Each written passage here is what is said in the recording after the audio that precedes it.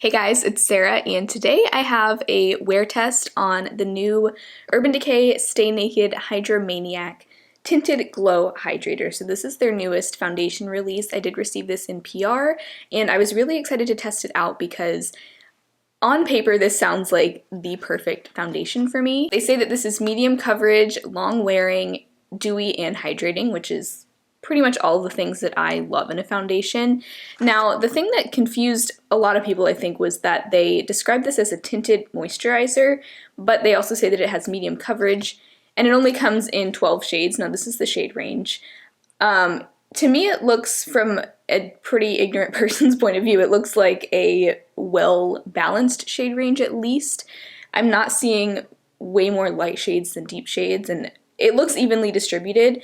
Now, the interesting thing is that they're all labeled as either neutral or warm. There are no cool tones here, so that's also another thing to note. Now, I don't know if they all are truly warm or neutral. Maybe some of them do have cool undertones and they're just not labeled that way, but either way, I'm glad the shade range looks well balanced, but I do kind of hope that if this does well, they will expand the shade range to include more undertones, because I think that would be wise of them. But the other thing is, if this is truly medium coverage, it doesn't sound to me like 12 shades would be enough, but if it is more on the light coverage, like true tinted moisturizer side, then there would be more wiggle room, I think. So I have the shade 20 Fair, which they describe as fair neutral. It's the second lightest shade, and this is a pretty perfect shade match for me. Comes in a nice squeeze tube bottle, and I'm gonna go ahead and apply this. And it is 11:20 right now. I wanted to start filming this earlier, but it just didn't happen. But I think I can still get a good 12-hour wear test today because I do tend to stay up pretty late, so I'll do check-ins throughout the day.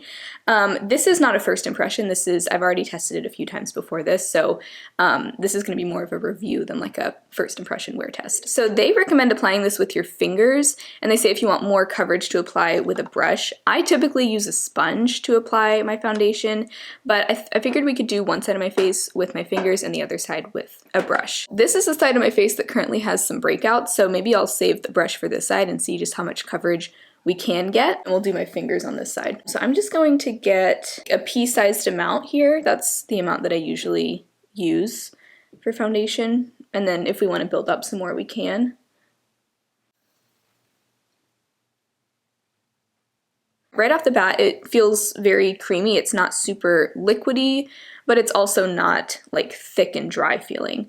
Oh, and by the way, before I apply this, I will go ahead and let you know, as far as skincare, I didn't use any kind of primer today because I wanted to just see how it works on its own. That's kind of like my default way to test foundation. But after I wash my face, I use my Paula's Choice BHA liquid. This is kind of like a toner. Then I use the Crave Great Barrier Relief Serum and the Derma E All Sport Performance Face Sunscreen. Both of these are pretty hydrating, so my skin has a nice hydrated base, but I don't think it should interfere too much with any foundation that I wear over it. Okay, so that's on. I look silly. Go ahead, and I feel like I put more on this side, but the first time that I applied this with my fingers, I didn't feel like it blended in very quickly, and I did just kind of prefer a sponge. But for the sake of the video, I'm gonna do as they recommend so that you can see. Actually, I feel like it's blending in pretty well now, so maybe that was just a first time fluke.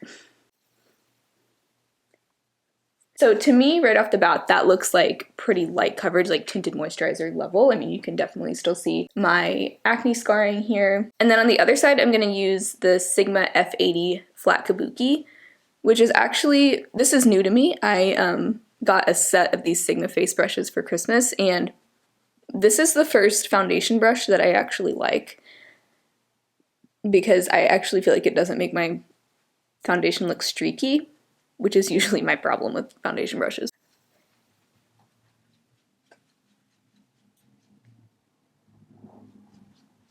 So on the brush side, I don't feel like the coverage is that much higher.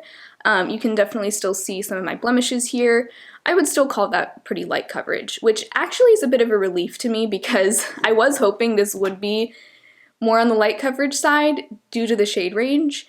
But at the same time, I don't really know why they would call it medium coverage. They do say you can build it, so I'm gonna try building it up in the areas where I do like to have a little bit more coverage. But as far as the finish and the way that it looks on my skin, it looks beautiful. Like, I I love this finish. It is glowy, but it's not like shiny or anything. It's almost more like a soft glow kind of look. So I do feel like it could suit more than just dry skin. And I forgot to say, my skin type is normal to dry.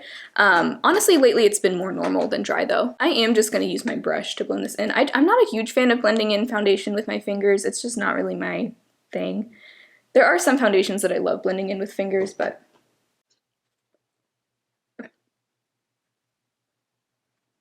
so it definitely did build nicely on top of itself, and I do feel like I was able to bump up the coverage just a little bit in those areas. I would say that's verging on medium coverage, like maybe light to medium would be a better way to describe this.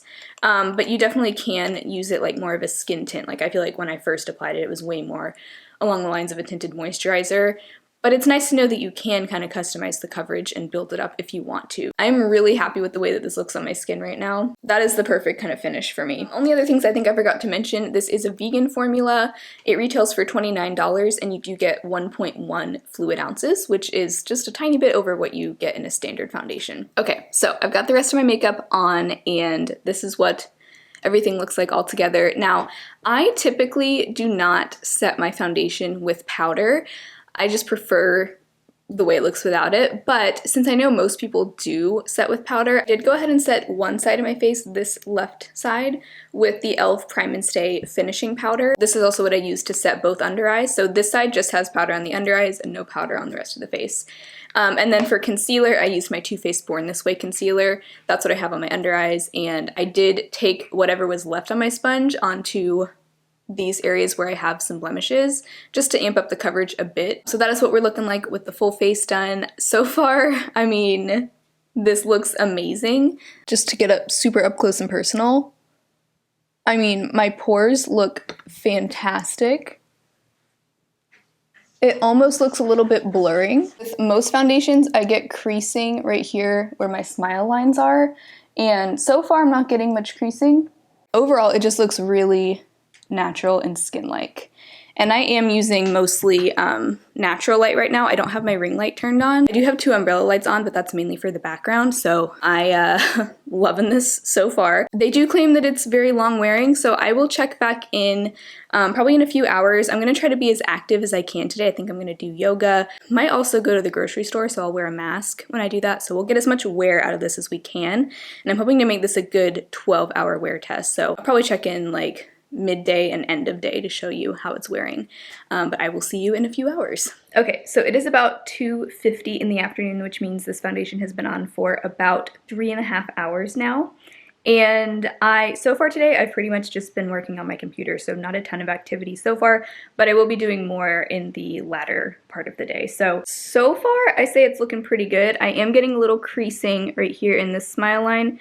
This is usually the side that gets more creasing than this side, but also remember, this is the side of my face that has powder on it.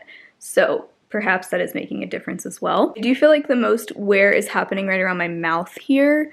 I feel like it's worn off just a little bit on my chin. And there's also a tiny bit of creasing over here, but usually the telltale area for me is right in this region where I have some pretty prominent pores, and I feel like my pores look fantastic. Like, yes, I obviously still have pores, but in a way, I feel like the foundation has kind of just smoothed them out, and as it's worn, it hasn't started to look cakey or like it hasn't started gathering in these areas, so I think it looks amazing. There's the forehead, trying to give you guys really nice close-up shots. I didn't put as much foundation on my forehead as I did the rest of my face, just because I never really need as much coverage on my forehead as other areas, but forehead looks good. I'm not getting any creasing in my forehead lines yet. How do we feel about the powder side versus the non-powder side?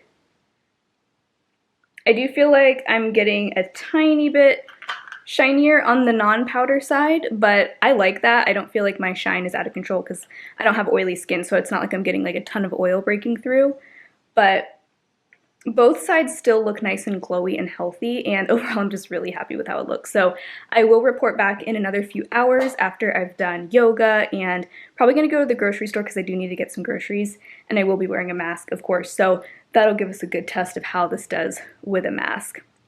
So yeah, I'll see you guys in a few hours. All right, so it is now 11:58, almost midnight, which means I've had this on for 12.5 hours. So we got a good full wear test out of this, I think. Since my last check-in around 3, I did go to the grocery store with a mask on and also did yoga, so I had like my face on the mat and all that, so I took it for a good test drive today. It's definitely started to wear off certain areas like my nose, my upper lip, my chin, probably mostly because of the mask. And in other areas, I mean, it's definitely gotten a little bit shiny, like in my T-zone. I did have a pretty like dewy sunscreen underneath this, so that could be part of it as well, but I do feel like I like the non-powdered side a little bit better. I feel like it just looks a little more natural on that side, which is why I normally skip powdering my face. And I feel like both sides are pretty much equal in terms of shine, so I think I'll probably skip powder with this foundation from now on, but I do feel like it just looks a little bit drier on the side with powder. But as a whole, I still feel like my skin looks like skin. I think there's one area where, yeah, like right up here, I think I was like scratching my forehead or something, and it did kind of like get a little streaky there, but I can just tap that right out and it looks fine. So I would say it's nice because it's kind of a flexible formula. Like if it does start to kind of, like I was also wearing glasses and I kind of tapped it out there, you can easily just kind of tap over any areas that have maybe moved around.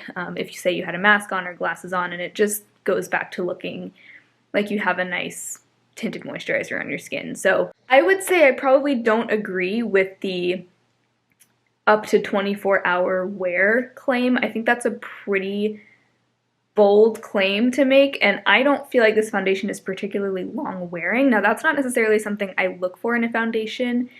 I don't really care that much about wear time, but if you're going to this looking for a foundation that's going to stay on and not move, you know, over like a 16, 18-hour day, that's not really what you're going to get out of this. But what I really like about it is that it's almost just kind of smoothing to my skin in a way. I wouldn't go so far as to say blurring, but it just looks very smooth over like the pore areas. My skin definitely looks very hydrated with this on. But honestly, I think this is just a really great everyday kind of lighter coverage skin-like foundation. If you have really oily skin, you may not like this one, because like I said, I do feel like it will break down throughout the day, and if you've got really oily skin, you may not love it, but for just an everyday natural foundation, I really like it, and I can definitely see this becoming a favorite in my collection. But if you've been watching me for a while, you know I really like the Physicians Formula Healthy Foundation, and I've been looking for kind of a replacement for that for a while because it was discontinued and the brand has kind of got an iffy cruelty-free status. Haven't really been able to find anything that compares to it. I feel like this is pretty similar, maybe a little bit less coverage, but the coverage of this can be built up to be closer to the Physicians Formula one, especially if I add in a little bit of concealer to the areas that I want more coverage. So I'm really happy with this and very excited that I had the opportunity to receive this in PR and try it out. Hopefully this review was helpful for you guys. Maybe it helped you decide if this is for you or not for you. Let me know if you do plan to pick this up, and if so, what you end up thinking of it. Or maybe it just sounds like it's not really for you. But if you guys enjoyed this video, make sure to give it a thumbs up and subscribe to my channel. I'd love to see you again very soon, and hopefully I'll talk to you very soon in my next video. Bye.